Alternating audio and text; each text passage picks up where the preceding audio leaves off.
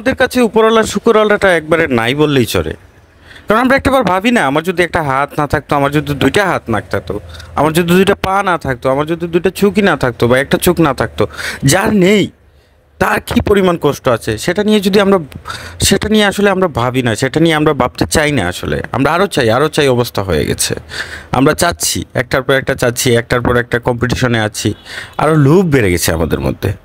কিন্তু আমরা একটাবার যদি দিব্যজ্ঞানে ভাবি যে আসলে যার নেই সেই তো চলছে, আমিও থাকার পরেও আমরা চলতে পারতেছি না, আমি চলতে পারতেছি না, আমার সব কিছু পরিপূর্ণভাবে বিধাতা দেওয়ার পরেও আমি চলতে পারতেছি না, আমরা যদি এটা ভাবি আসলে তেমন কোনো মানে আমাদের চাহিদা থাকবে না আসলে। ঠিক সেমলি গ্রামে যারা বসবাস করে তারা কিন্তু শহরে যারা বসবাস করে তাদেরকে নিয়েও কম্পারিজন করে। তারা ভাবে হয়তোবা শহরে মানুষ অনেক সুখী।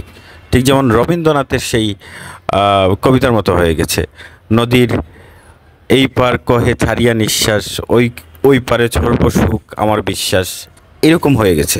আসলে গ্রামের মানুষরা অনেক সময় ভাবে, মনে হয় শহরে অনেক শান্তি, অনেক সুখ, অনেক ভালো ভালো খাবার, আরাম আয়ের সব কিছুই শহরে। আসলে তা না, আসলে শহরেও কিন্তু সুখ যে পরিমাণ আছে তার চেয়ে 3 গুণ অসুখও আছে মনের, তার চেয়ে 3 গুণ দুঃখ আছে। আমরা কিন্তু শহরে তো ঘনবসতি এরিয়া, আমরা কিন্তু জানি না কে কি রূপে আছে, অনেক সময় আমরা জানি না কে কি কষ্ট মধ্যে আছে, আমরা জানি না। কিন্তু আমি অনেক সময় এটা নিয়ে ভাবি, অনেক সময় আমরা দেখি বা আমাদের আশেপাশে যাদের আত্মীয় স্বজন আছেন বা আশেপাশে পরিচিতগণ আছেন, তাদের ভাষায় বা তাদের খোঁজখবর নিলে আমরা দেখতে পারি যে তারা কি পরিমাণ দুঃখে আছেন, কি পরিমাণ দুঃখে। অনেক সম্পদ, অনেক টাকা পয়সা থাকার পরেও অনেক দুঃখ আছে তাদের। গ্রামের মানুষের চাইতে কয়েক শগুণ দুঃখ শহরের মানুষের, সেটা আমি উপলব্ধি করতে পেরেছি, সেটা আমি দেখেছি। আশেপাশে অনেক ঘনবসতি, কিন্তু এই শহরে আমি বড় হয়েছি, এই শহরে প্রতিটা জায়গায় খোঁজ নিলে দেখা যায় যে একটা না একটা পরিবারে অসুখ লেগেই আছে, বড় বড় অসুখ, ক্যান্সার, কিডনি নাই, ব্রেইন স্ট্রোক, ব্রেইন নাই, অনেক কিছু, প্যারালাইসিস, অনেক প্রবলেম। প্রতিটা প্রায় 100 ঘরের মধ্যে 100 বড় লোক ঘরের মধ্যে, 100 বিত্তশালী ঘরের মধ্যে হচ্ছে 50 থেকে 60%ই হচ্ছে এই রকম অসুখের মধ্যেই আছেন তারা।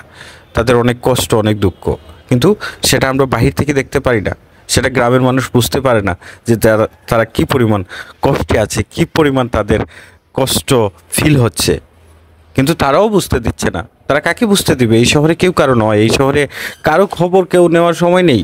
তাদের তাদের ব্যস্ততা, টাকা উপার্জন করবে, টাকা, টাকা আর টাকা, কিন্তু সেই টাকার মধ্যে প্রকৃত সুখ নেই। অঢাল অঢাল সম্পত্তি যার আছে, আমার চোখের দেখা, নাম না বলা মানুষের একজনের কথা বলি, আমি বলবো না নাম, উনি অঢাল সম্পত্তি, সম্পত্তি শেষ নেই, কিন্তু ওনার 2টা সন্তান, একটা সন্তান হুইল চেয়ারে বসে থাকে, সব সময় ছোটোবেলা থেকেই দেখছি হুইল চেয়ারে বসে থাকে। আর একটা সন্তান মোটামুটি এক প্রকার মানসিক প্রতিবন্ধী বললেই চলে, তবে মোটামুটি ভালো। কিন্তু এই 2টা সন্তান পরিপূর্ণভাবে হয় নাই, মনের মতো হয় নাই, কিন্তু অঢাল সম্পদ ওনার মনের মতো আছে। আসলে প্রকৃত সুখ আমরা খুঁজে পাই না, আমরা খুঁজে পাই না, খুঁজে পেতে চাই না। আসলে সুখটা কোথায়? সামান্যর মধ্যে যদি আমরা সুখ আনতে পারি, তাহলে উপরওয়ালাকেও আমরা সামান্যের মধ্যে পেয়ে যাব ইনশাআল্লাহ।